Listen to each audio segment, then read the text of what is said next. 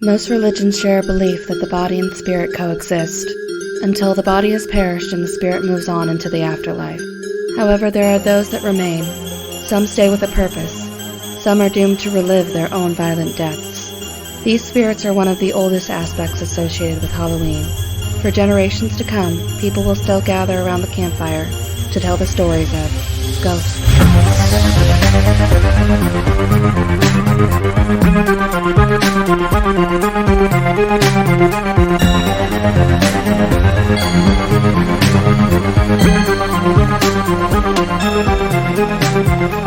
Welcome to 13 Degrees of Screams, where we watch and dissect your favorite spooky movies. I'm your host, Alex. And Stephanie. And this is a mostly horror podcast. Each season, we will rank 13 movies on a scariness scale from, you guessed it, 1 to 13. We will uncover the real-life myths and legends that inspire these movies, and tell you just how authentic they are. This week, we captured the Black Zodiac with 13 Ghosts. So, Stephanie, have you ever seen 13 Ghosts prior to watching it for the podcast? No. I had no idea what it was. No idea? Never heard of it or nothing? Nope. Oh. Did you watch the trailer before you watched it? No. I went in blind. You went in blind? Oh my goodness. So 13 Ghosts was my pick. I love this movie. It's bad. Like, I just didn't think it was going to be that way. I just want to throw it out there. This is objectively a not good movie. However, it is a guilty pleasure of mine, mostly because I think this movie falls in that trap of the idea was better than the execution. Yes. It is very fascinating. However, very short. Yeah, things just kind of happen, and then you're just like, oh, okay. Just a blip on the radar. It's a blip on the radar. So, dare I ask you, what did you think about 13 Ghosts, and where did you rate it on the rating scale, considering you never even heard of it or knew what it was about? Well, based on the fact that it was your favorite and... I'm not going to say it's my favorite. Oh. I just really like it. Okay. Oh, no. Just based on what you said about it, honestly, I was just like, okay, it's probably the scariest one. So I just ranked it the highest. Yeah. I put it as 13 as well. It is very violent. It is very violent. It's difficult because, again, I think the execution did not meet up with the premise and the standalone ghosts on their own versus what actually happened. It was hard for me to rank, especially with the other movies. The distribution was weird. So I just put it on 13 because some of these movies you and I haven't even seen. So it's hard to kind of guess. But based on what I know and what I think the other movies are about, I think I slapped it on 13 as this is the scariest one. But we'll see once we cover everything. It definitely has the most going on, it feels like, because you have 13 ghosts to choose from. Yeah. Which ghost? But I liked it. Did you like it, though? Or were you just kind of like, man, did you think it was bad? It's interesting. But like you said, it's a very interesting concept on paper, not as well executed, though. Yeah. So you know nothing about the background then, do you? No. Well, let's delve into this because there's some interesting things that you might or don't know about. 13 Ghosts is also stylized as 13 with, spelled THIR, the number 13 EN Ghosts. Oh. So technically that's how it's spelled, but whatever. It's a 2001 supernatural horror film. And it is a remake of the 1960 film 13 Ghosts by William Castle. Oh. So this is a remake from a movie from the 60s. Oh, okay. So... our second remake. Yeah, the way this worked is in the movie theater, you got glasses. And it was kind of like almost like the 3D where one side was blue, one side was like red. Oh, yeah. And depending on how you look out of it, you could see the ghost or not see the ghost. So while you're watching the movie, you could choose to make it as scary as you want by... showing. Ooh. It was called Illusion O Device, and it required viewers to look through a single color with both eyes. So, looking through the red filter intensified the images of the ghost, while the blue filter removed them. Oh, wow. So that's why in the movie the glasses actually parallel. Oh, cool. Mm-hmm. So that's why the glasses were like kind of a thing, which seems really hokey. Right. But it actually tied into what it was like watching the movie, because I think in the original too they wore glasses, so you kind of did it with them. Yeah. So that's why. Makes sense. So, and also it was kind of like a cue for the audience. Mm-hmm. So the film stars Tony Shalhoub. He's the guy from Monk. Oh, okay. I think he's... Yeah. And Beth Davids, who is Miss Honey. Yes. Yes, I think is her, yeah. Matthew Lillard, who was in a bunch of horror movies, most notably Scream. Shannon Elizabeth, Alec Roberts, Rod Digga, which I think this was her last movie she was in, either first and last, or this was like her last thing. She was like, I'm done. Oh, wow. She was the nanny. It was released to theaters on October 26, 2001.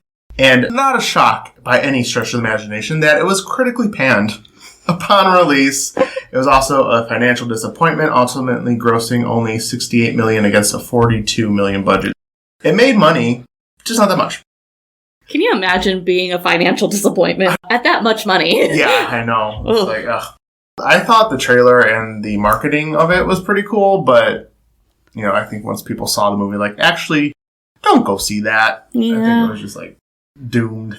So, there are 13 ghosts, shocking, in the movie, and they don't really delve into the actual backstories of really any of them. You get a few snippets here and there. But there is a featurette on the DVD called The Ghost Files that actually goes into where these ghosts come from, which I think is the most interesting part. And unfortunately, it's not actually in the movie.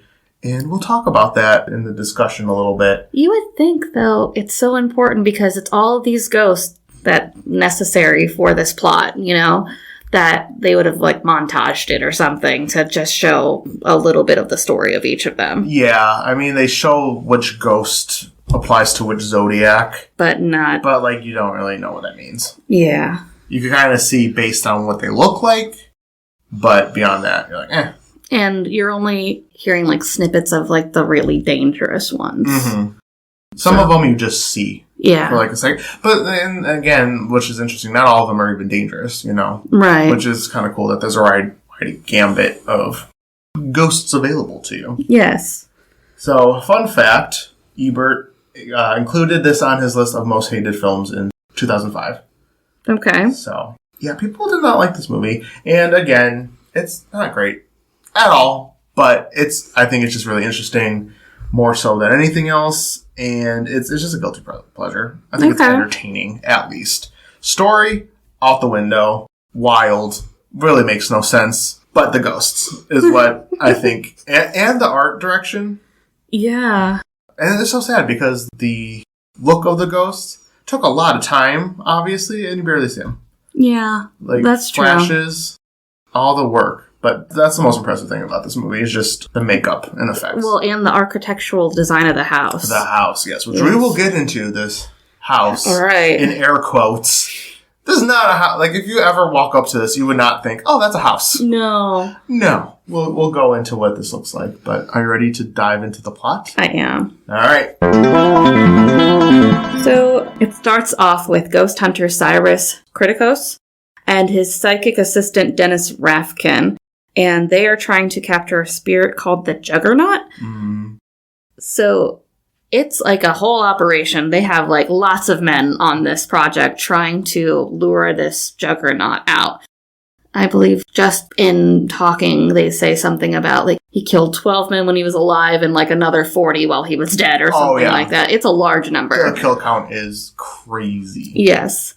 So it turns out that Cyrus has basically hired this company to be slaughtered for this Juggernaut to come out. Yeah, they're basically bait. Yes. To get him out.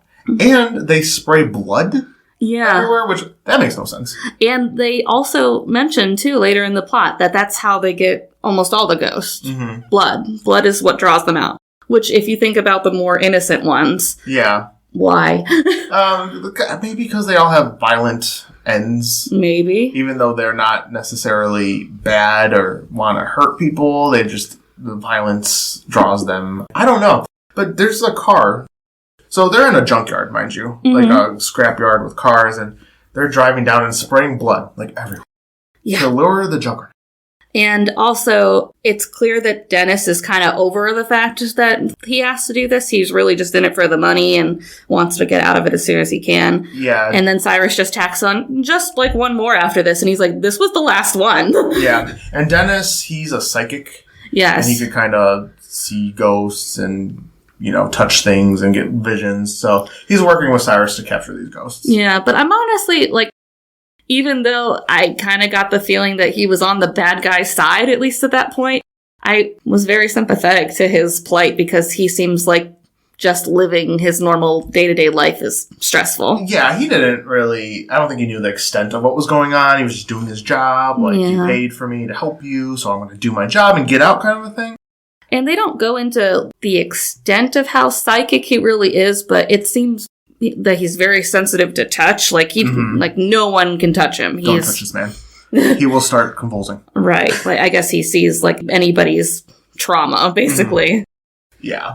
So they're in the process of trying to capture this guy. This Juggernaut's huge. He's like a really tall dude, like one of the most violent ones. And Cyrus is killed in the process. A bunch of people are killed, but they capture him in this like cube-like box thing. Yeah. Also, there are 2 protesters there that are saying that Cyrus is a bad guy for trying to capture this ghost. And I think they imply that there's others as well. So, I don't know. Dennis knows that they're capturing them, but not enough.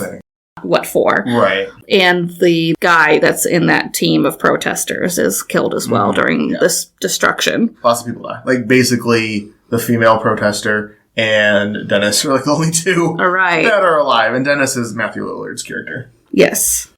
So, then we go and cut to this family, and it's almost kind of beautiful in the way that they tell the mom's death, because it just kind of starts off very picturesque. It's even got kind of like a gold kind of filter on it, so it seems so warm and heavenly there. They're at this house, and like kids are having fun in the backyard. The kids are playing while the parents are just like, oh, we love it here. Nothing could ever happen to us. Yeah. Don't say that, first of all. And then it kind of just like, the camera just kind of like spins around the room that they're in as it slowly deteriorates, as we're hearing kind of like a disembodied conversation of like a fire breaking out and the kids struggling to get out and the father going back to free them, but then realizing that the mom's still in the house and getting to her and he doesn't make it in time. Yeah, and you don't actually see people, mind you. It's all... No, this is all just audio, and you're just looking at the house as it becomes, like... destroyed. Inflamed and then burned to a crisp. But you can hear them even at the funeral, and this is all still audio, just like, why did you leave us? And always stay with us, kind of stuff like that. Them talking to their dead mother. Yeah, so the mom, unfortunately, does not make it. Yes. So it flashes forward to about, 6 to 8 months later, I think. Sometime in the future. Indeterminate. Yeah, and they're living in a little apartment, and it's the dad and his 2 kids, Kathy and Bobby. And with their new nanny, Maggie. It was a lot of fun. I like Maggie. I know, Maggie's the best character. Yes. She's great. So they're all in their new apartment having breakfast. Yes. And it seems like Kathy is a little bit more responsible for Bobby than Maggie is at times. Like, Kathy makes sure that Bobby has food and eats breakfast and goes to school. Maggie's more there just to be kind of emotional support, his friend. And she's also comedic relief for the movie. She's great. I'm just going to throw that out She's there. great. No, I would still hire Maggie. Just to make me laugh. You don't actually have to do anything of importance. Just throw out some one-liners, make some remarks. Perfect. We're doing great. Thank you, Maggie. So then it's all kind of shifted by this lawyer coming to this apartment and meeting with Arthur to tell them that his uncle has passed away. And So, like, what? he's estranged, so he hasn't seen this man since he was a child. And apparently his uncle didn't have a family or whatever to pass on his possession, which is this huge house, and wants to pay it back by giving it to his family. Mm-hmm. And the kids, or at least Kathy, is psyched. Like, look at the bathroom. She's obsessed with bathrooms. Yeah. Well, when we get there, but at first we're like, okay, we got a house of this uncle that we didn't even know existed. Yeah, which, when they show the pictures, it looks nice. Still kind of creepy, like an ornate in a way. But, generally nice mansion-y looking.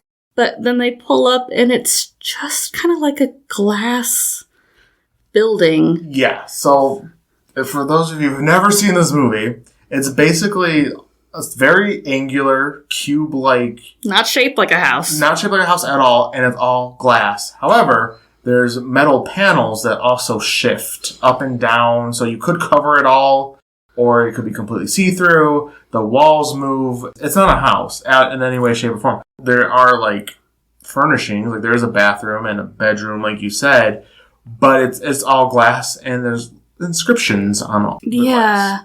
That is, like, the biggest red flag. Honestly, I'd be like, yeah, cool museum. Let's give tours or something like that. Let's not live here. Yeah, because there's also, like, samurai armor and different, It's not artifacts. like a place to have kids. It's not a place to have anyone. Right. For a long period of time. It's completely see-through. I mean, granted, they're in the woods, so you don't really kind of have to worry about that sort of privacy, but it's not a home. No. Doesn't feel like a home. No. It's no building I've ever seen before. No. And again, like, okay, fine. If you wanted to make a whole glass house, go for it. The inscriptions. Again, if I saw that, I'd be like, goodbye. Goodbye, I'm leaving. We need to go. And as they're trying to get into the house, because it has like a fancy locking system that it's hard to get into. It's not just, a key and door. It's got to be like a fancy panel with the door shifting upwards into the sky. Dennis reappears, and he's honestly trying to pose as an electrician, saying that the whole next door neighborhood to their house is out of power because of all the power that they're generating. So he has to check on their breaker, I guess. Some excuse to get in the house. Get in the house. So they let him in.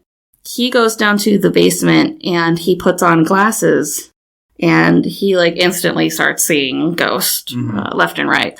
Yeah, so there's these glasses in this movie. Very stylish, very chic. They look all glass too, and these allow you to see the ghosts, which you can't see anything without the glasses. Put on these glasses, bam, you see the ghosts, and you see them kind of in holding rooms. Yeah, the whole basement is basically a jail cell for ghosts, with more scripture on the walls. Yes, that's scripture from the Bible itself. It's not from the Bible. These are spells. We find out. Yes. Containment spells. And he is freaked out and wants to, tell the family, they should leave. It's not safe here. But they're too busy trying to investigate the house. It feels like Kathy and Bobby and Maggie are all set to move in, even though it's a weird place to move, while Arthur is kind of hesitant. He just wants to look around and see what's there. But Dennis comes up and warns them. But Moss, the lawyer, has already gone downstairs to look for a treasure, basically. I don't even know what he's looking for. I guess money, because he gets a briefcase at one point. So he's just trying to steal something and get out of there. Yeah. But he unknowingly releases these ghosts that are in these containment centers, or at least starts the cycle. Yeah. And immediately the house starts closing in on itself. Yeah, it keeps shifting, basically, walls go up and down, and the rooms change, and unleashes a ghost, and Moss gets cut in half when two of the doors slide together. And unleashes the princess, I think. The angry princess. The angry princess. Yes, she is completely naked, and just cut up everywhere. Stab, wounds. Bloody everywhere. She's not happy. And carrying a knife. Yes, she's one of the violent ones. So, I think she was chasing him before the walls shut on him. Yeah, so he was stumbling back and the walls were Yes. And Bobby is playing in the house, and even though they were told to stay together or whatever, he's already playing hide and seek with Maggie or whatever. And he goes to the top of the basement stairs and he hears voices calling to him to come play with him. Come on, Bobby, no. And someone in another voice is deliberately warning him, don't do that, Bobby. Do that. Yeah, there's a Bobby, don't do that. A female voice telling him, please don't. This is a bad idea. Go find your dad. Yeah, get out of here right now. But he still goes down there. He does. And he sees several ghosts, including the spirit of his mother. So, the mom is trapped in the house. She is one of the 13. I didn't know that when I first saw her. Really? I thought she was just kind of with them. And trying to help? Yeah. Oh, no, she trapped. I didn't know until they explain it later. Oh, okay. Yeah. So, spoiler, she's one of the 13. Yeah. And at that point, his mom tries to like tell him to run away, and he's shocked, of course, and he gets knocked unconscious and carried away. Mm-hmm. So Dennis starts using the glasses and sees the jackal, which is one of the most dangerous ones. This is like a feral looking woman with like an iron cage on her head. Yeah. It's like a square cage that's like ripped open in the front. I think is a straight jacket. Yeah. It has a straight jacket. But she's clawing at people, though. Oh, well, yeah, I don't think... Actually tied into it. But yeah, uses her claws and attacks Kathy. Yes, and Arthur still doesn't believe that really anything's going on because he's not wearing the glasses. Kathy and Dennis are. And Kathy, like, gets dragged and is, like, clawed apart for a little while. Oh, yeah. She's, like, ripped up. And, of course, they have to do the shot of, like, her shirt being ripped open. And, yeah. That was unnecessary. Right. We're not trying to make this attack sexy. Please don't. Yes. And ultimately, she disappears as they're saved by one of the protesters from the beginning. Kalina. So the four of them gather in the library, and Arthur is understandably freaking out because he can't find his kids. Mm-hmm. And Kalina explains that the house is a machine. And she keeps calling it a machine, and that's really not enough description for me. Oh, she says, and I quote, which is the most badass line I've ever heard. It's a machine designed by the devil and powered by the dead. Yes. Yes, that. Stephanie is unimpressed. She's like, yeah, okay. So she explains, too, that once the machine is powered by these captive ghosts, that it allows the user to see the past, present, and future. Basically, they would just have, like, a wealth of knowledge. Yeah. So these ghosts are very specific. It's not just, like, random 13 ghosts. It is the Black Zodiac, which is the coolest idea ever, and we'll discuss what those are later, like what each one represents. But every ghost has to be handpicked and very specifically fit this Zodiac. So that's why it's not just like random ghosts. It has to be very particular. Yes, and it kind of makes me wonder, too, if it's just ghosts that have to fit that criteria, or if they are... Like, I feel like the jackal is a very specific type of ghost, but the withered lover of the mom wasn't always around, you know? Right. She wasn't always dead. Yeah, well, that's why, because your daughter, you know? Right. So, you could create these ghosts, which is what happens to her, but... Some of them are just out and about, living in their Yeah, I mean, world. Some of these ghosts have been around since the 1800s, 1700s, so... As long as they fit that, how they died and what they represent, good to go. Yeah. And Kalina also mentions that just a tad, a little excursion for you to just make this machine stop. You'll just have to create the 13th ghost, which is an act of love and sacrifice, meaning that Arthur will have to sacrifice himself to save his children. Right. Yeah, just oh, by the way. No problem. In case you were wondering. Just make your children orphans. Yeah, that's fine. But, I mean, it's either they die or you say, I guess so, true. What are you going to do? So they decide to try to go through with it, or at least find the kids or the machine to start this process. So both Dennis and Arthur throw on glasses and try to like make their way through the house, and they're using the glass as sort of like a barrier between them and the ghost because it has the protection spell on it. Yeah, they took a panel. Yes, like, and they're just carrying it around and it looks so cumbersome. Yeah, I mean, you gotta do what you gotta do, you know? Yes. So they stand behind this glass sheet, but they are attacked by the Hammer and the Juggernaut, two of the other dangerous ghosts. Obviously, the Juggernaut we talked about in the beginning, this huge dude, and the Hammer that literally is just like using his body to kill you physically because he's a big buff dude. Huge, and has like railroad spikes driven into his skin. Mm-hmm. He's scary. He's so huge. So they are attacked, and Dennis doesn't make it. Mm-hmm. Yeah, Dennis gets snapped in half, basically. Yes.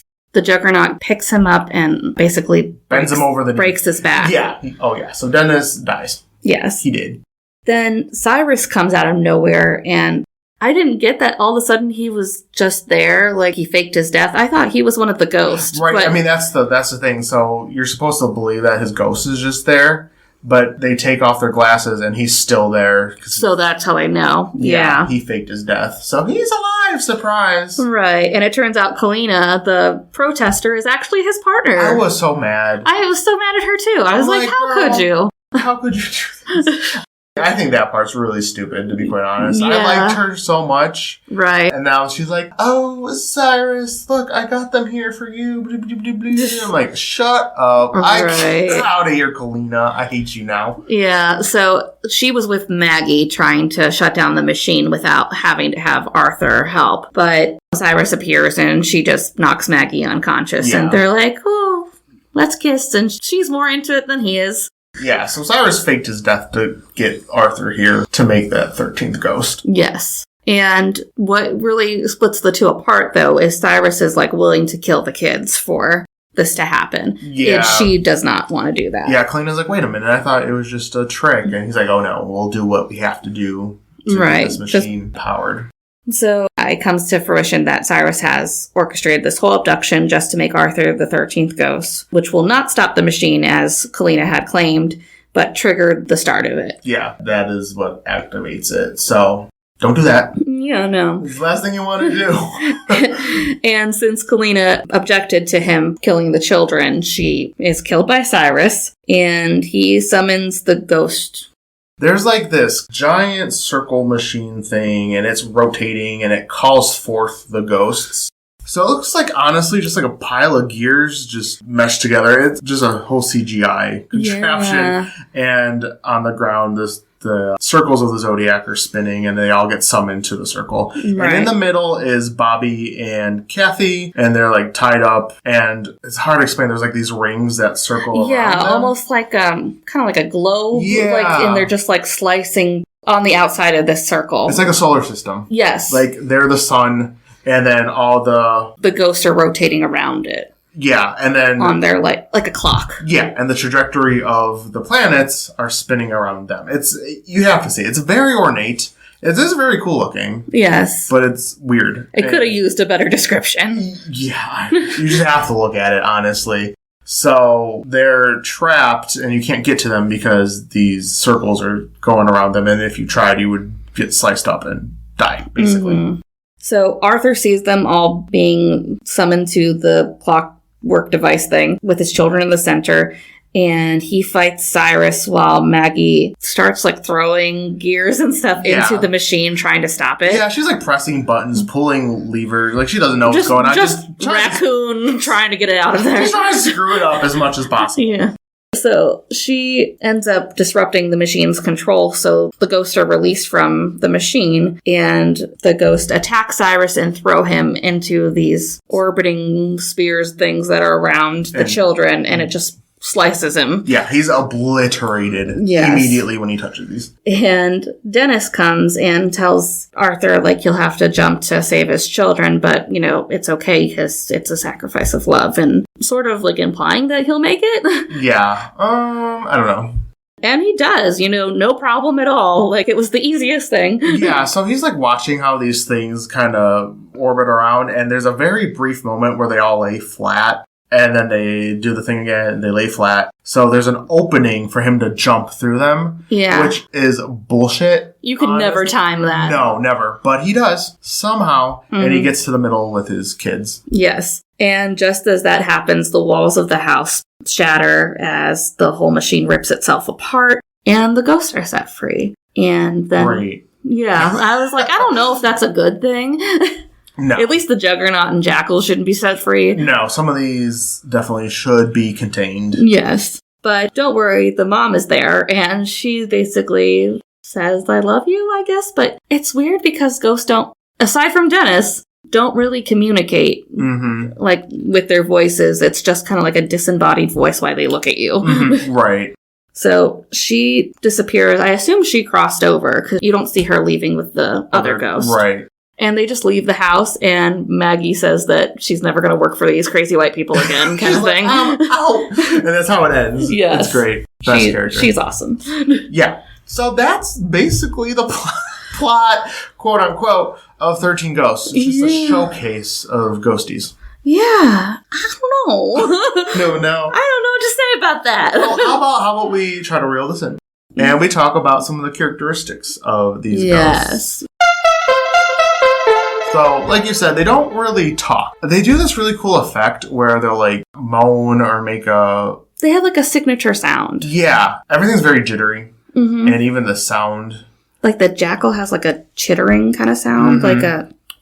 Yeah. It's hard to explain. Like, they don't say very many words. When they were calling Bobby, you know, they'll say a few words, but for the most part, they just, like, grunt and growl and laugh and... I noticed because it felt like we spent a lot of time with her because she's the first ghost that's released, the angry princess. Mm-hmm. But it's like really quietly, she's just saying, I'm sorry over and over again. And I'm like, and she just do you seem sorry? Like, are you? No. Are you sorry though? But they do look like how they did when they died, basically. They're just kind of frozen in that state. Yeah, however they bit it. Because the mom's like all burned up still from the fire and in like a hospital gown. Only part of her face is really burned. I'm like, how did she die from that? Internal injuries? She doesn't look bad, honestly. No, not that bad. No, I was like, maybe smoke inhalation? Like, maybe. I don't know, but she obviously made it to the hospital. Yeah. They had time to, like, dress her and stuff like that, so it's not like she died in the ambulance there. Yeah. And she's also carrying around, like, her IV bag. Yeah. So I'm like, that's a little weird. That's a little lazy. What are you doing? But, like, we get it. We know it's her. Right. So they're solid. They're completely solid. They're not, like, see-through at all. But I think the concept that's really cool, and Dennis mentions this, that there's ghosts around us all the time. We just can't see it. We just can't see it unless you use these glasses, which I think is really cool. But I love Dennis. Dennis is like my favorite character, honestly. I was really disappointed when he died. Yeah, Matthew Lillard, I mean. He was great. He's great. But the weird thing about him being like a psychic and helping Cyrus track down the ghost, he couldn't really see them himself, though. He just had like a good sense about it, I guess. Yeah. I mean, when he touched stuff, he got visions. But he couldn't just, like, see them all the time kind of a thing. It seemed, at least. Yeah. He so needed he needed glasses just the same, which was odd to me. Yeah. Because I thought that was probably why he was being used, because he could see them. But no, he had glasses too. Yeah, I think you could just, like, sense them and know where they're at kind of a thing. Yeah. And how to trap them. I don't know. It's vague. But these glasses let you see them full body, no questions. Like, right. That is a ghost and it's gonna kill you. Yeah, and I had that they can attack and kill you. They did say, though, that most ghosts don't want to kill us, but those killed in horrible ways become strong and torture whoever they run into. Right. Yeah, so that's why, you know, there's ghosts around us all the time, but very few actually want to, like, harm you. And I think that's why the Black Zodiac is so specific, because these are the ghosts that, if they wanted to, they would not hesitate, kind of. Right. Not all of them, again, were bad. Like, there's this one called Great Child and Dire Mother. They're kind of just there. There's a little... kind of neutral. Yeah, neutral. There's a little boy who died by getting an arrow accidentally shot through his head. He, I don't think, really would have hurt anyone. I think he wanted to play with Bobby. Yeah. So, some of them, I don't think would have actually, like, attacked, but they died in very violent and tragic ways, so... Right. Since they aren't talking, like, physically to you and you're only hearing, like, their grunts or, like, weird little phrases, they're almost, like, animalistic because they're lured with blood, too. And they're just kind of... They're controlled, and, of course, they're in cages, but I feel like a lot of them go through the motions, like, especially, like you said, with the angry princess, she's, like, repeating herself over and over again. It's almost, like, stuck in a loop kind of a thing. Yeah. It's really, like, just, like, a breathy, like, I'm sorry. Yeah. I'm sorry. For what? And you never know unless you listen to the Ghost Files. Apparently not, no. So how do you compare these ghosts with some of the other movies we watch? Like, only similarity is maybe the librarian and Ghostbusters, really? Yeah, so these ones are very clearly human. There's no cartoon. Dangerous. Nothing. Yeah, there's no body, besides, like, them being mutilated in certain instances, and we'll go through each of them. They're very clearly human. Like, there's no question that... Right. There's no, like, weird transformation. No cartoony Casper nonsense. They are not playing pranks on people. No. They mean it. They're either going to kill you or they're going to stand around watching it happen. They do not care, so... Yeah. But I think these are the scariest interpretation of the ghosts we've had so far. Right. Also, they're not manipulating their body in any sort. It's just stuck the way that they were killed. So that's another interesting aspect, too. Like, they don't look like how they were represented before they died. That's just a strange quality, I think. Yeah. That would suck, though, just to be stuck with however you died. Especially, one of them is called the torso. It's literally just a torso. No head. It's just torso and arms. Ugh. And yeah. it's living, it's afterlife like that. Without its head, yeah. So, no, it can't talk because it has no voice or no head. Maybe. I mean, it doesn't really need a mouth to speak because everybody else isn't using theirs. That's true. Yeah. Well, that'd be creepy. Could you imagine that coming at you and it's saying something, but you can't see it? Where's my head? Where's my head? Where's my head? So, with that, I kind of want to go through each of the names for the Black Zodiac and just very quickly kind of just say what the ghost was. Please do, because it was the most interesting part of the story, and they just flipped over it twice. I know, and you could actually, I think it's on YouTube still, or like I said, the DVD, you could watch little profiles of each of these ghosts. Yes. They do a really good job, and it's just so sad it's not in the actual movie. They should have included it, and it wasn't that long. Like, I think I would have had a bigger appreciation if I understood what they all, like, represented and why they were all there. Yeah, I don't know how they would have done that in a concise way and, like, show backstory.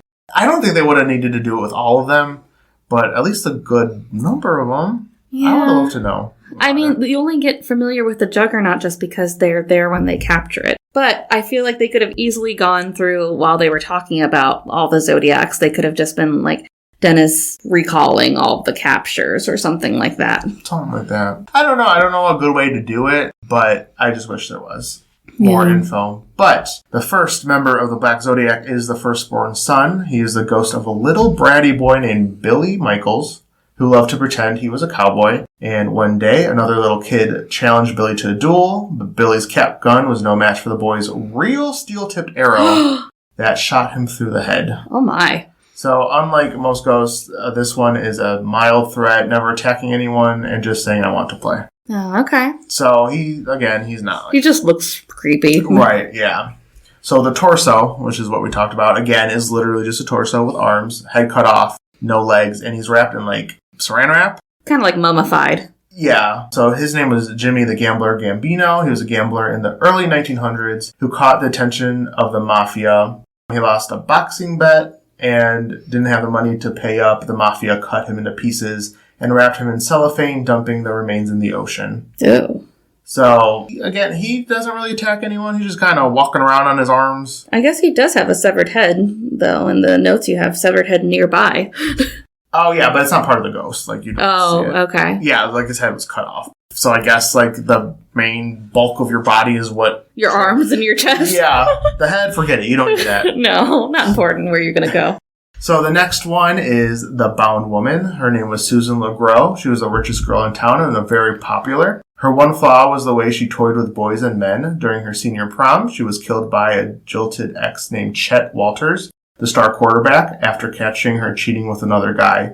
She's the one who lures Bobby into the dangerous basement and still shows in a prom dress, bound ropes holding her arms. Jeez. Yeah, so she was hanged, I believe. Quite the revenge. I know. You could have talked it out. Yeah. But maybe don't take her to prom next time. Chet was a psycho, so obviously didn't matter. So the next one is the withered lover. So that was Jean.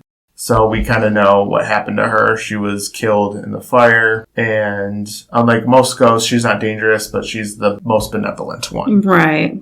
The Torn Prince. He was Royce Clayton and was a gifted and famous teen baseball player in the 1950s who caught the eye of colleges around the USA. Thanks to his challenger, Greaser, who set him up, Royce died in an accident caused by the brakes being cut in his car. So his remains are still buried in the baseball diamond. Jesus, but he's very violent. Yeah. Like, he tries to attack them. Oh, yeah, he, like, swings his bat at the glass. So he's a violent one, yes. Even though he wasn't violent in life. That's strange. Yeah, I think it's just resentment. Probably. Yeah, I think the way you die is what causes you to become so violent. Huh, okay. So, the Angry Princess. So, Dana Newman was a beautiful but abused lady who lived in the late 20th century. She had plastic surgeries to alter her perceived flaws, and after a botched experiment that mutilated her eye, she brutally killed herself in a bathtub at the clinic. Yeah, so she's naked and has a knife. Well, that explains why she was hanging out in the bathtub, because we didn't really discuss it, because it was just a sighting. really. Not even. She's just kind of lingering while Kathy is checking out the bathroom. Yeah, and she's chilling in the bathtub. She drinks a lot of water from that bathtub. I was like, have you ever got a drink of water? No, she was parched, okay? She needed some water. And she was clearly pissing that girl off. Yeah. She didn't attack her. She was just, looking at her. Yeah, and the funny thing is, the faucet, at least from the ghost perspective, is just running blood. And Kathy's just like, that's so yummy. Well, that's weird. That's weird. Is it just an illusion? That doesn't make sense. It's never discussed it at all. But it does explain her eyes. I noticed her eyes were kind of black. Yeah, the whole eye was just black. Yeah. There's nothing there. So the Pilgrimess, I believe she's the oldest of the ghosts. So her name is Isabella Smith, and she came to North America as a colonist in order to find a new life after being an orphan in England. Basically, she was accused of witchcraft during the witch trials. She was accused when animals and crops were mysteriously dying. So she's the oldest of the ghosts, dating back all the way to the 1700s. So, again, they span a big multiple range. years and centuries, yeah. So the next two actually tie in together. It's called The Great Child and then The Dire Mother. That's actually really sad. So The Great Child, his name was Harold Shelburne, and he was a mentally disabled man who never outgrew diapers and had to be spoon-fed by his mom. He often made baby sounds. After being mocked, teased, and tormented relentlessly all his life, he caused a massacre at the freak show where he and his mother, Margaret Shelburne, lived. Some of the freaks had kidnapped and killed his mom as a joke one night. The circus, awful joke. Yeah, I know. It's not funny. That's a bad joke. The circus owner, Jimbo, had Harold mutilated beyond recognition, and his ghost appears as Harold did in life. So he's a big dude in a bib, and I think he was wearing diapers or something like that. Yeah. They showed him so briefly, too. But honestly, everyone, if you ever seen American Horror Story, freak show, just think of those for most of the ghosts, honestly. A lot of them look like that, like the characters in freak show. Yeah. So the dire mother was Margaret Shelburne was Harold's mother, and she was a shy lady, standing only 3 feet tall. She never could stand up for herself, and at the freak show where she lived, she was raped by the tall man, another circus freak, and gave birth to Harold, whom she loved more than life itself. So she kind of spoiled him and smothered him, and he had his problems. The two were abused to the point where Harold killed almost the entire circus, as I said, and as ghosts they remained together. Damn. I guess she spoiled him and smothered him to a point where that was the main reason for his handicap, it says in your notes. Oh.